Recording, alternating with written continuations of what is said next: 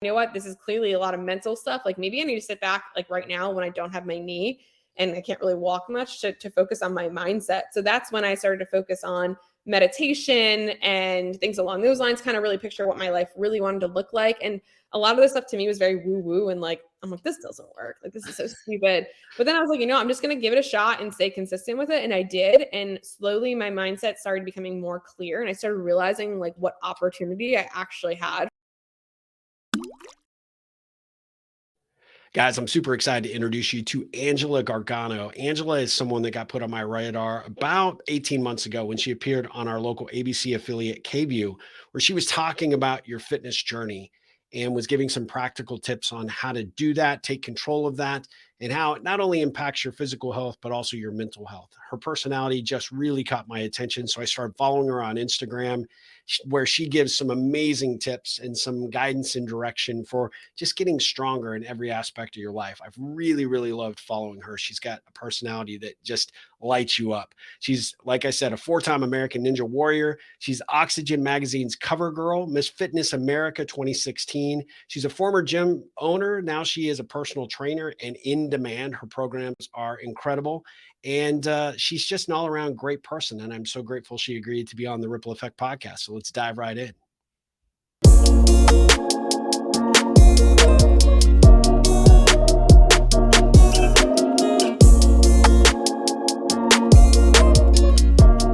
Awesome.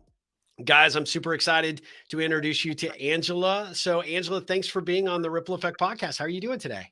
I'm great. It's been a busy couple days. So So I follow you on Instagram and you are doing stuff all the time, but what's keeping you busy the last couple of days? last couple of days I went to a fitness conference. So I always go there to just kind of learn more. And it was so funny because I had a lot of people tell me like, I'm surprised that you're in the audience still doing this. And I'm like, yeah, I feel like you always need to go and continue to learn about whatever it is that you're doing, whether that be with fitness or it was fitness, business, all sorts of stuff. You always get a couple nuggets. And I feel Yeah, like you yeah. always be learning in order to be a leader. I love that. I love that. And the information that you pick up on that gives you new ideas and strategies to bring back to your clients, right? Exactly. And I feel like you can't always think that you know everything because you definitely don't know everything ever. Absolutely. And the people who think that, they're the ones that are in trouble for sure. Exactly. Well, I always like to start these interviews off just to give my audience just a little perspective, a little bit of background. Obviously, I said some of your professional accomplishments, but how did you become this awesome badass that you are? I mean, give us a little bit of the background story here.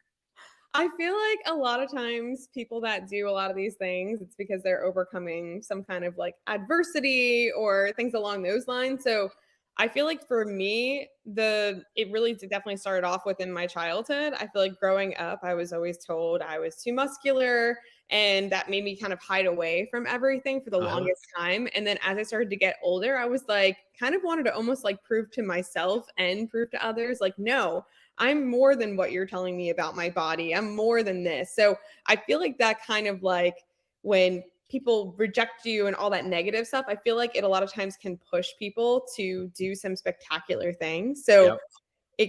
you can either take it and be paralyzed and do nothing, or you can really use that to help you grow. And again, for me, it was, the muscular arms. It was, when I was trying to do something, agencies telling me that I was still too muscular, I would never be able to model, I would never be good enough for this and never be good enough for that, and taking that and using that to drive me. So I feel like that is part of the reason that I have done what I've done. I mean, you've created an entire brand out of yourself. I mean, you obviously have the playbook to what you need to do to become an entrepreneur and to make things go regardless of what people tell you. And I love that. Where do you think that drive and motivation comes from? Is it the rejection, or have you always had that in your belly, just like that burning fire? Yeah, I do feel like I've always had it. It's always been in there in some sort of way. So I think that a lot of people feel that as well. It's like, that you're meant for more, that you can do more. And a lot of times when you're frustrated, it's because you're like, I know I can do something. I don't know why, I don't know what it is, but I just know that I can do something more. So I definitely feel like that's a big piece of what drives me with all the stuff that I'm doing, where athletics, entrepreneurship, I mean, it's really all related and it's all Yeah. one type of thing, honestly. What do you think the hardest part of sort of going the opposite direction of what everybody was telling you? What was the biggest challenge for you in sort of, saying, "Hey, well, I'm doing it anyway." But what was the big challenge for you at that point? I think the biggest challenge is like along the way, you are going to fail. It's like I didn't just say someone told me I couldn't do something and then it just happened right away. It was the failures that kept happening and just wondering, is this ever going to happen to me? Why am I trying so much? And just knowing that as long as you stay consistent and you really put everything into it, it is going to happen. It's not a matter of if it's going to happen, it's a matter of when it's going to happen. I think Yeah. that gave me a big picture of, again, for everything. And once you go through the process once and you keep failing and you're like, oh, like when it starts to happen again for whatever the next thing that you decide to do is, I feel like you're very familiar with it. So you're very familiar with failure now and you're like, Yeah. okay, cool. This is a part of the process. And the more I fail with it, the more it's going to get better. But at first it really brings you down because again, you're trying to do something that is against anyone thinks that you can possibly do. And you get rejected again, you fail again, it doesn't work out the way you wanted to, and then all of a sudden after consistently doing it, it just kind of happens and you're like, oh, okay, I get Yeah. why I had to go through all those failures in your journey, and you actually really grow within those moments. So you really have to be really excited about all those failures because that's where all the most growth comes from, right? It's not gonna, Exactly. if it just happens, you're not really going to learn anything from it. You're not going to grow from it. It doesn't really, not much happens from it. But as you continue to fail, like you just learn so much along the way. Yeah. Well, it's kind of it's kind of like working out. I mean, you go to the gym, you don't see the results, and then you don't just quit, right? You have to keep pushing forward. You have to believe that, the results are going to be there. So, how do you coach your clients through that when they have their moments of self-doubt? Yeah, I love what you just said there because I do feel like what people don't tell you is that most of the times people don't even, the reason people fail is because they don't even try or they get started and they don't see what they want right away. So they stop. That's why they fail most of the time. So I always try and encourage my clients and I always tell them that really consistency is it and just showing up. You need to show up. Especially on the bad days, especially on the days that you want to. Even if it's not like maybe you're not showing up 100%. I get you can't show up 100% every day to the gym for entrepreneurship, whatever it is that is, but you just need to show up and you just need to do something. And Yeah. I think I always remind them of that. And I always try and make sure that when they are doing that, especially I have a couple clients, most of my clients are moms, right? So it's like they're not only like trying to work out and get fit and get their pull up, right? They are moms doing all sorts of other stuff that I wouldn't even know about because I don't even do that. I don't even know how to do everything. And I always remind them when they're like, oh, I didn't get the best workout. And I'm like, yeah, but after all the stuff that you went through with your kids being sick and this and that, you showed up. I'm like, so you have to know that you're already one step ahead of somebody who gave up during that moment. You showed up and you did something, whatever that is, you just did something. That's awesome. I love that. Well, so what that drive that you kind of have that you've sort of tapped into, does that come from your parents? Does that come from your upbringing? Can you give us some sense of kind of how that all kind of started? I mean, I definitely do believe that my parents were extremely hard workers. They were more in the traditional sense of definitely not entrepreneur sense at all, but I always saw them working super hard. My dad actually would always drive. It was like over an hour. We lived in New Jersey and he would drive to the city and it was like, sometimes it could be 3 hours to New Yeah. York City, did the work all Cool. day, drove back home. So, I mean, you can already see the hustle and stuff like that there in that Yeah. sense, having to do something like that. My mom, she grew up in such a, she didn't have the best time growing up. She didn't have family that was there for her. And she was able to get an education and become a teacher and do all those things and really, again, overcome so much that most people in those situations would have just given up on. So I definitely feel like the drive definitely comes from my parents. Now, I definitely do think that it was tough for them when I went from being a biochemist and having the normal, the salary coming in and knowing what Yeah. they're seeing to being an entrepreneur. That was really scary for them. So they definitely didn't really want me to do it. I definitely think they believed in me, but Yeah. just as concerned parents, they were just like, okay, this is like a whole other animal. Like, are you going to be able to do it? Are you going to be okay? And I'm sure they just didn't want me to like struggle in the way that I had to struggle as, entrepreneurship came, because you never know like That's how much money right. you're going to make or what's going to happen. It's always kind of a free for all with a lot of things. But yeah, I definitely think that my drive came from them because they've just overcome so much and it's amazing what they've been able to create just having literally nothing. Like I luckily had a family growing up who was at least there for me, even if they didn't understand, but they didn't even have that. They didn't even Yeah. have families that were encouraging, they're helping them. They just had to figure it out. I kind of do feel like when you're just thrown to figure it out, again, you either sink or you swim. It's either like, Yeah. okay, I'm going to make this work, or you know what, I'm just going to accept that this is my fate and I'm not going to be able to do anything. So I definitely think the fire definitely comes from them. I love that. So when you decided to make that switch, what was the driving factor to switch from being a biochemist to, hey, I'm going to go out there and I'm going to conquer the fitness world? I was just so unhappy. Like, I just remember showing up to the job and I thought biochemistry was going to be a lot different, honestly. Like, I thought I was going to be able to help so many other people with the cancer research and stuff like that. But it's actually like a whole other thing, right? You're lab coat and goggles all the time. You're worrying about, like, are we going to be able to get grants to even do the things that we want to do? I didn't understand half the time it was happening, honestly. Like, I was really good with my hands and making compounds and doing all this stuff. But when I was with people, because I was working at Brown University, I was like, I don't even know what you're saying, but I can make it. Like, I don't know what that means. So I just kept, just not feeling like I belonged, honestly, like where Yeah. I was. And I knew that. And I knew that there was a bunch of people who were like, I don't think you belong there either. And I just kind of kept like listening to that. And I was like, oh man. And what finally made me the driving factor was I was doing pharmaceutical overnight shifts. So I went to large scale pharmaceuticals for a Oh, while. And I was driving an hour to go to the job, doing the job, hazmat suited in all night. So not really oh, around people, like full on hazmat suit in, like can't even like make this up.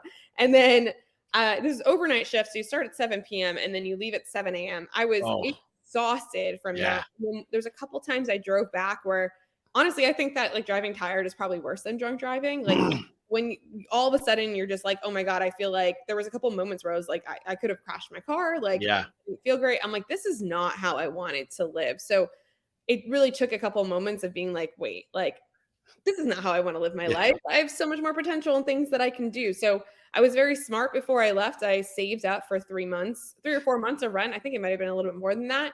And because I wanted to give myself some kind of runway and they were paying me a good amount. So like, all right, let me save this. Let me make sure that when I do, because I knew at some point I was going to just do it, that at least wasn't going to leave and be frantically trying to figure it out. And then in another job that I didn't want to do because I just needed to make money. Because Yeah. at the end of the day, like, going for your dreams is great, but you need money to live. And people just need to know It's an that. unfortunate side effect. Yeah. But you got to do it. Right. You can't just be like, and that might be you save up enough. That might be you move back in with your parents. So this way you're not, having a rent or something like that. It may Yeah. not look that glamorous, but it's something to make sure that you can actually put yourself into the next piece. Because again, at the end of the day, we need to eat, we need a roof over our heads, there's bills we got to pay. Yeah. So making sure that you're really set up for success, whatever that looks like when you decide to leave.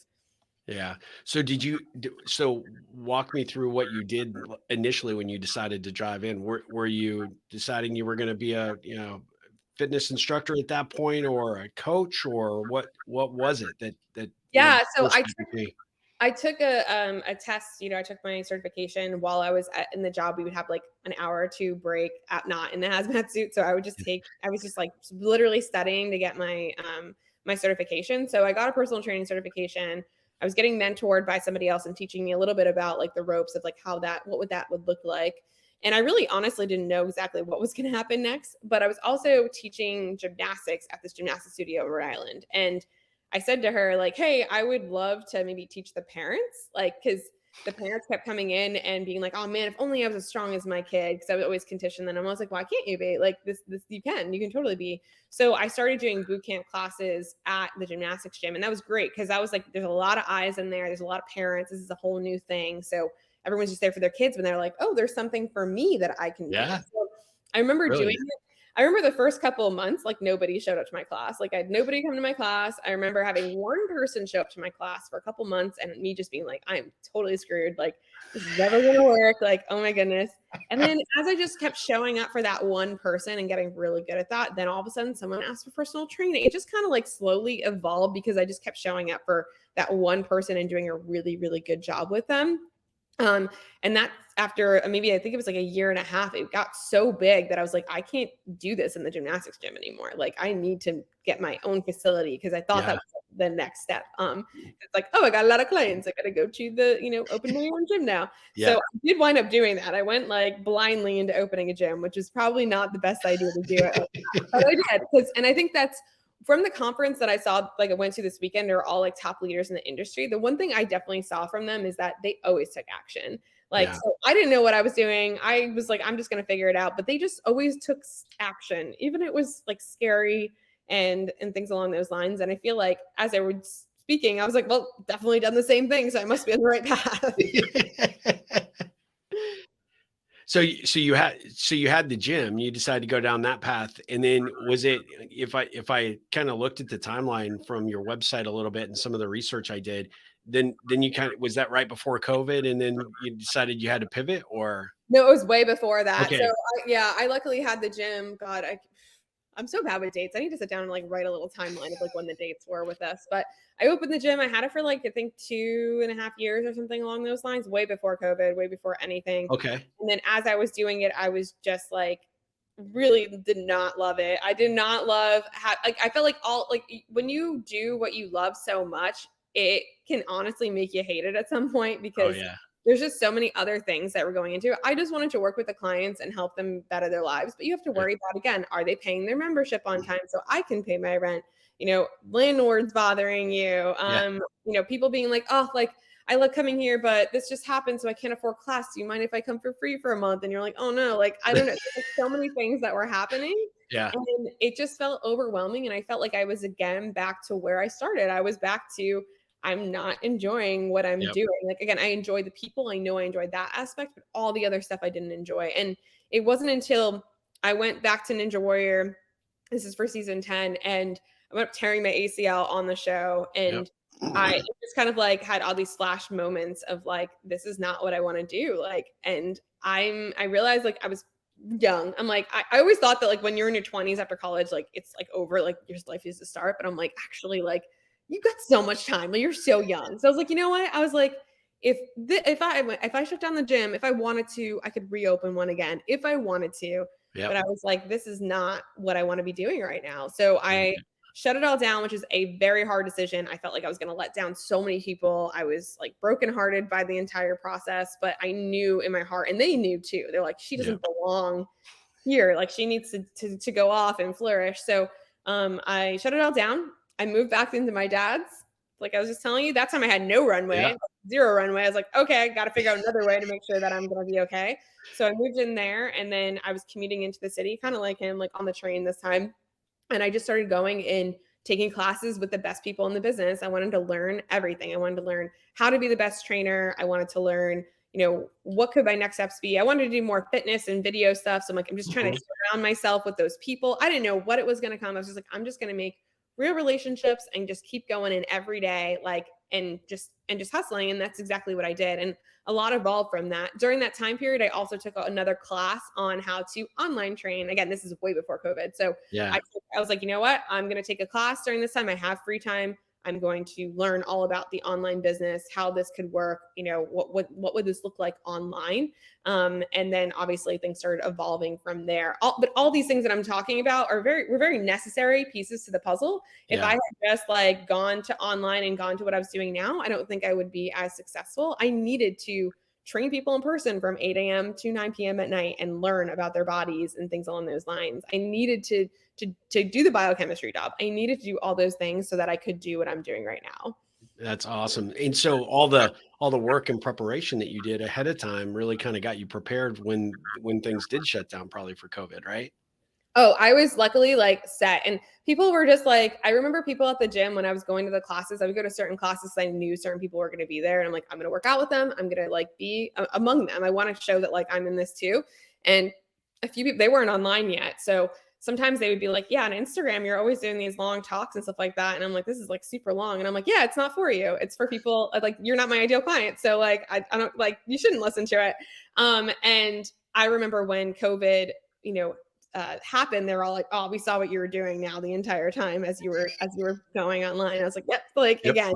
So I definitely feel like it set me up for success. I had so many people flying in, like flooding into the program. I had at that time I created the pull-up program. So Yep. the pull-up program was online before COVID, and everybody just had a pull-up bar in their house, and they were like ready to go, and they had nothing else to do. So I luckily lucked out with being able to really create a big audience during that time. Although again, I was doing it before that. So it wasn't like I just hopped in and was like, I have a program online now. It was all that time of like nurturing and having people, know that that's something that I was doing. Now, that's the thing I really respect and admire about you in terms of being an entrepreneur is I don't think you lucked out at all. I think you were, laying the foundation and had the genius ahead of everybody else, which means that you already had your base already built up during that time. And, everybody else was trying to play catch up to what you were doing. And I just think it's tremendous that you had the vision to do it and the wherewithal. Because a lot of times people get to a certain point and they only do so much and they're like, "Oh, okay, this is good enough." But you kept learning and kept growing and kept teaching yourself so that you could continue to advance and be better, which is I feel like a lot hats of off them to you. too were very paralyzed. They were trying to make like the perfect program and stuff like that instead of just like selling it and just saying Yep. it's going to happen. Yep. I remember specifically during COVID, I was teaching on women's health. I still teach on women's health now, but I was teaching on there like at one point, I think 3 days a week, which is wild. And just getting like thousands of followers and all the people that I wanted to be in there. And we were really going through everything together. Like I'm in my tiny apartment in the city and we're going through this entire moment together. So it was a really beautiful thing. So I'm like, you're not only helping me, like I'm helping you.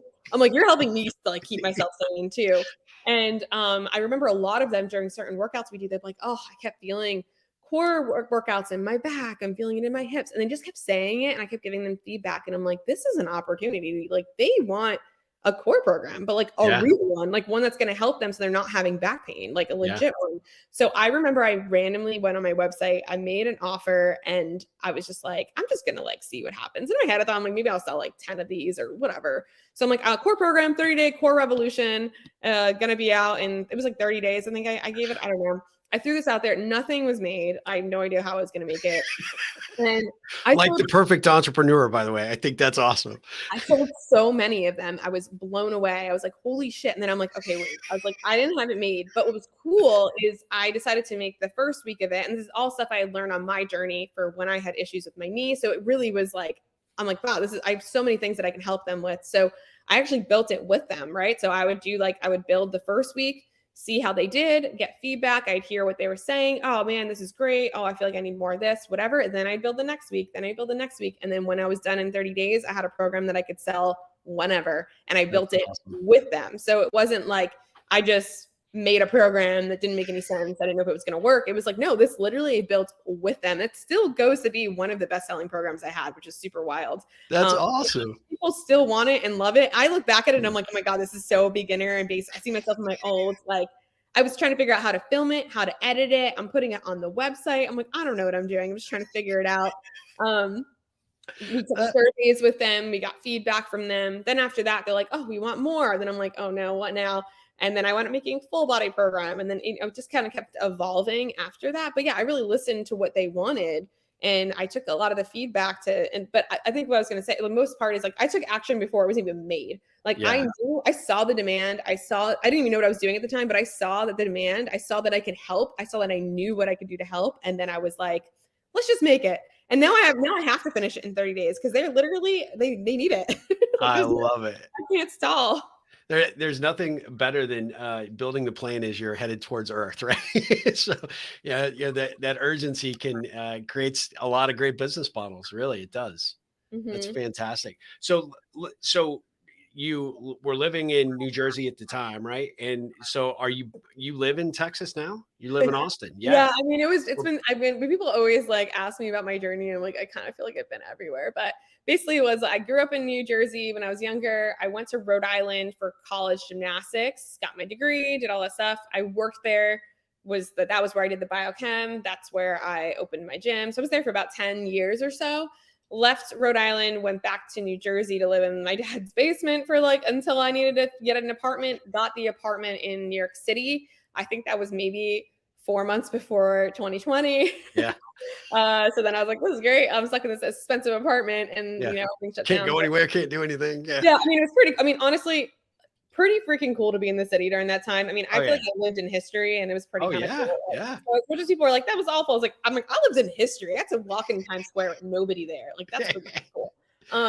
So went there and then realized that most people were getting out of their leases no matter what in there. So I was like, you know what, this is a good opportunity. My mom lived in New Jersey. I'm like, I can move to New Jersey. I can be close to my mom while we're figuring out what even is happening. Yeah. I went up moving there. Knew that wasn't gonna be my end all place. That's definitely not where I was like loving, but I kept coming where I live now, Austin, Texas, and all the gyms were open here. Everything was great. So I would come and I would work out at a gym here called On It. I would go 3 days a week. And I would do, again, I could do everything online. So I'm like, I would get like a little Airbnb bungalow. I would go to the classes, learn from them, stuff like that. And what was interesting is that every time I came here, I knew nobody. I would always meet people, and then I would always extend my stay. So I always be like, I'm going to stay another week. I'm going to stay another week.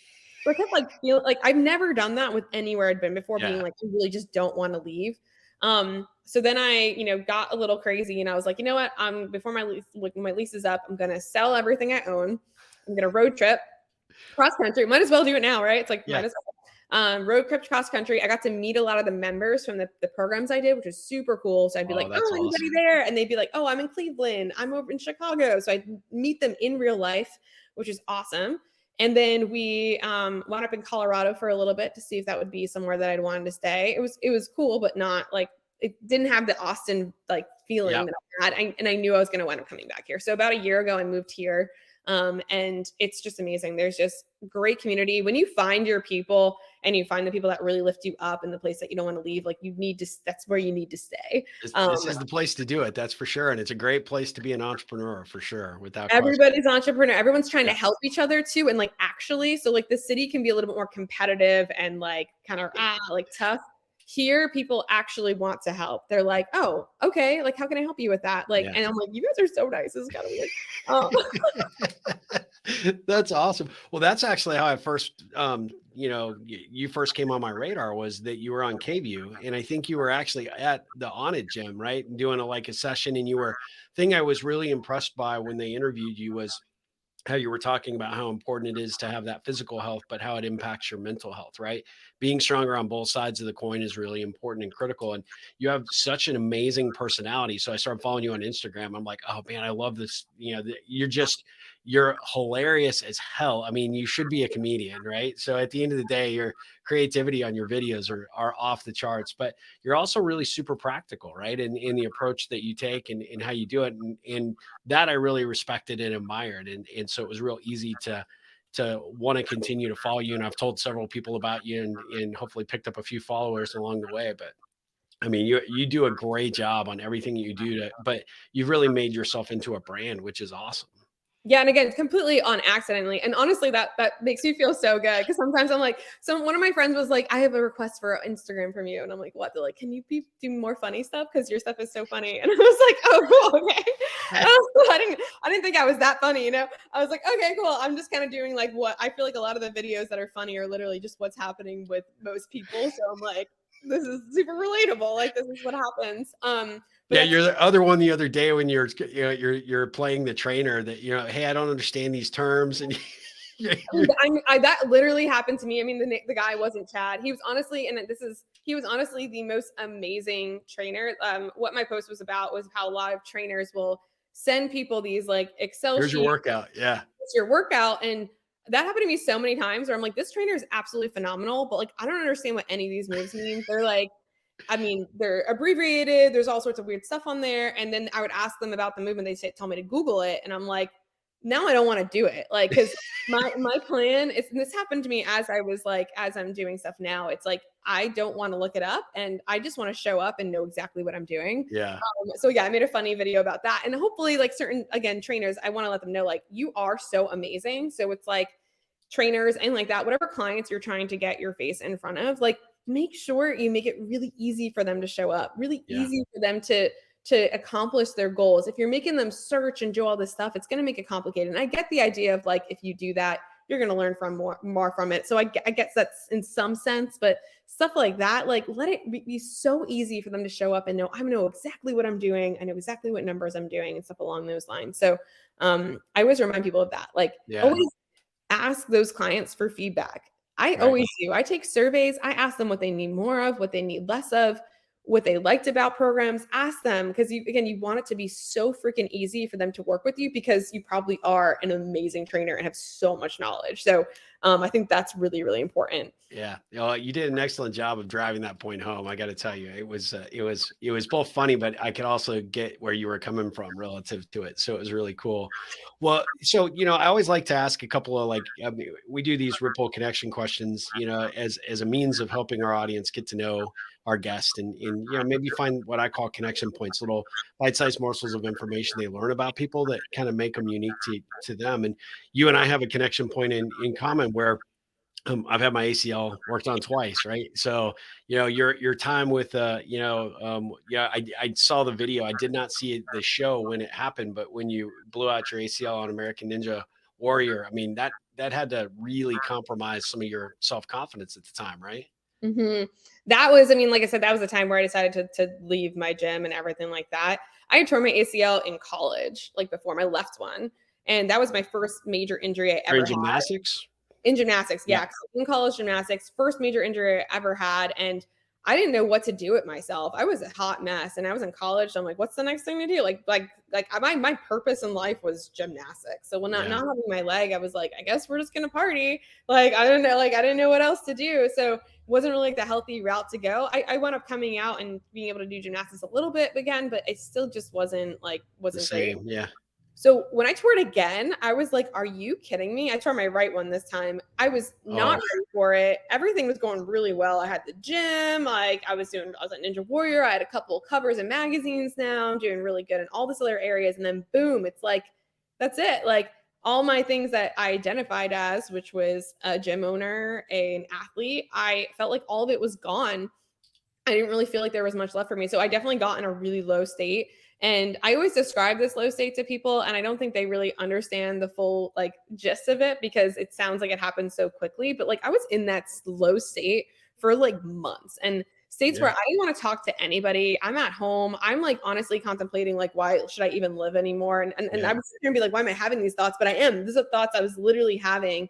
And it really took me the time. I had to really sit there and actually feel those emotions. So I feel like that's super, super important. Like whatever happens, whether you get in a car accident, a breakup, whatever it is, you do need to feel those emotions. And then you just can't get stuck in yeah, that yeah. situation. You need to learn from something and do something. So I decided to sit back. I had a couple mentors who just kept making sure that I was okay. And they finally were just like, okay, like you've been in this for a while, like you need to do something. Like whatever that is. I don't remember what it was that made me realize that, you know what, this is clearly a lot of mental stuff. Like maybe I need to sit back like right now when I don't have my knee and I can't really walk much to focus on my mindset. So that's when I started to focus on meditation and things along those lines, kind of really picture what my life really wanted to look like. And a lot of this stuff to me was very woo woo and like, I'm like, this doesn't work. Like, this is so stupid. But then I was like, I'm just going to give it a shot and stay consistent with it. And I did. And slowly my mindset started becoming more clear. And I started realizing like what opportunity I actually had from this injury, which was way more than like I could have ever imagined. There's a long time where I wanted to be on the cover of Oxygen Magazine. So I kept putting that on my vision board. And I just wanted to be on it just to be on it. Like just because I know I'm fitness model, like Yeah, cover. I didn't want to like I had that on my vision board in 2015. I wound up getting it in 2021, the cover, which is wild. But that's awesome. the story in the magazine is what was most important. And it was because I tore my ACL and because I went through that journey that I was able to share that story and ultimately help people. So I think that your biggest obstacle or your biggest downfall a lot of times is really the best thing that has ever happened to you. Yeah, And you may not know that, and you will not know that when you're in it, because it yeah. sucks. It does suck. It It does suck. sucks, Yeah, but it's in there somewhere. And like I said, just like with entrepreneurship, like if you've been there once, you know that if it happens again, you're gonna get through it. yeah, You can kind of really use the tools that you had from, the time before that, because it's like something's gonna happen again, right? You know, yeah. ACL, whatever it may be, like car breakdown, breakup, whatever. But now you have the tools to utilize to come out of it, and you know that there's a reason. So you can sit there and be like, okay, hold on, Absolutely. why did this happen to me? Like, Yeah. Well, what? and look how different your life turned out. Had that not happened, where, might you be? And you might still be doing the gym thing and might still be miserable, right? So, Exactly. Exactly. I totally agree. Well, so let me ask you a couple of key questions, right? So these are questions that'll give us a little bit more sense of who you are. But what's your superpower, other than being super funny and hilarious? I mean, My superpower, I really think my superpower is my energy that I give off to people. Again, I don't do it on purpose. I don't know what I'm doing sometimes, but so many people, when I asked them what my superpower was, they said that I give them this energy that gives them like, makes them hyped up. So I feel like a piece of my superpower is that, and obviously getting people over their pull-ups. I'm just so good at it. I don't know why, but I love it. I get everyone their pull-up and it makes me so happy. I think of you every morning at the gym doing it. I'm like, God dang it, I can't do it as good, but I'm gonna keep working at it. I promise. Well, so what would you say to somebody who is like actually thinking, and this is a little more directly in your lane of what you do from a fitness perspective, but somebody who's like, I really want to get into better shape, but I don't know what to do first.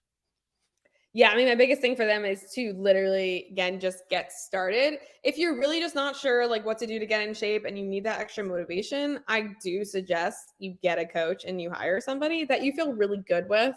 It might take a couple tries to find the right person who's going to motivate you, because one trainer might tell you to do the same thing the other trainer is, and you may not be motivated with them. So you need Yep. to find that right person.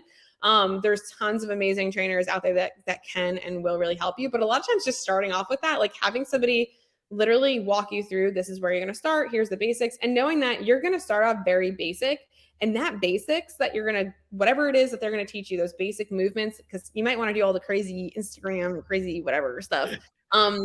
That's going to lay the foundation for you to do all those things. So Yeah. I think really starting with the basics, getting really, really good at that. And then showing, like, obviously getting yourself to show up to the gym. Yep. So like, I mean, maybe you show up, and like my goal for the past month has been, before I got in Ninja, was like, I just want to move every day in some kind of way. And it was like, that means I'm going to go for a walk today. And I would just schedule it out. I'm just going to go for a walk today. Next day, okay, cool. I'm going to go and stretch for like 15 minutes. Okay, cool. Like went and did that. It doesn't need to be anything like that complicated. You just need to kind of put the reps in of just showing up for that moment to Yep. actually do some kind of movement. I love that. That's great advice. What's the best piece of advice you've ever received, and how do you use it today?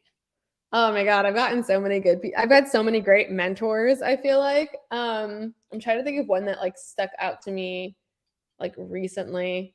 I think that one piece that I told you of, it's not a matter of if it's going to happen, it's a matter of when it's going to happen, came from somebody, and I just kind of clicked that I was like, oh shit, you're right. Like if I just keep showing up, it's gonna happen at some point. I mean, maybe I want it like right now. But I think that was like definitely a major piece of advice that helped me continue to push myself. I also think that don't get stuck there was from another mentor, and That's a good one. that always stuck with me, because it was like, again, it's not gonna be easy. Like you're not just gonna like everything's gonna be perfect. Like shit's Yeah. gonna go wrong. Like you like feel it, don't get stuck, and then move on to the next thing. I love it. No, that's great. What's the best thing a client or colleague, maybe another coach could say about you? Ooh, the best thing. That's so weird talking about something like that. I guess maybe that, like, I mean, I just genuinely care. Like, I really do. Like, I want my clients, and I want everything that I do.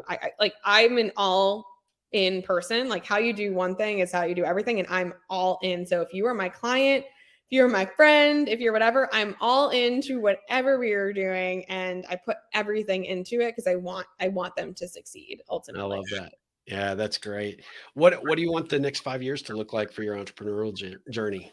It's super interesting. So like after going to this thing this weekend, it was like, okay, yeah, what does this look like? I feel like a few things have changed for me. Like number one is, before, as you get into the business stuff, you start to think a lot about like, oh my God, how much can I grow this? And how many people can I get, or whatever. And that's important, right? Sure. But it's also, what do you want your lifestyle to look like? Because that's hard. Like some people come into certain entrepreneurial things and they're like, I want $1 million a month business or something like that. That's complicated. That's not an easy thing to do. Right. For me, I'm like, I just want enough to be able to live my life, to wake up in the slow morning and enjoy, and really enjoy and be present with my day. So I think that's really important for me these next coming years, is focusing on the lifestyle that I personally want, and how I can still serve my clients and have that lifestyle. It can be very easy with the gym, with anything, to let your business completely absorb you and everything you're doing and every moment that you have. But that's not living. And I think that people like me because I am living my life. And that's very relatable to what everybody wants to do. So for me, I'm getting really strategic on the specific programs that I'm offering, when I'm offering them. Again, just very strategic and all that kind of stuff. And I'm also doing more like mentorship stuff because I feel like I've gone on the journey. I've done a lot of things. I would love to help people on their journey. I have a couple of people now I business mentor. I never thought that would be a thing that I would do because I'm not exactly where I want to be yet, but it's helped them so much because I can tell them, okay, cool. That's what you want to do. This is where we're going to start. Here's some homework. Go do it. So I feel like mentorship is going to be a big piece of my next step. I'm less about now, like, I want to get on covers and I want to do this. I'm more like, how can I really just help and then just live the life, wake up slow, do my routine type of thing. I love it. I love it. That's fantastic. What does the ripple effect mean to you when you hear that term? The ripple effect. I feel like when I think of ripple, I think of when you like drop a pebble in a water and it just kind of like flings out. Like, again, that one thing that you do will affect like so much that happens in your life. So I think that to me, it means that, if I think about the ripple effect in my life, it was definitely like, injury dropped in and it was like all this other stuff happened because of that. But again, all in like a positive way. Yeah, that's great. Well, what kind of ripples can I be creating for you? Ripples? Yeah. What is that? What do you mean? No, what kind of positive actions can I do on, that would benefit you? What kind of ripple do you need in your life, your career?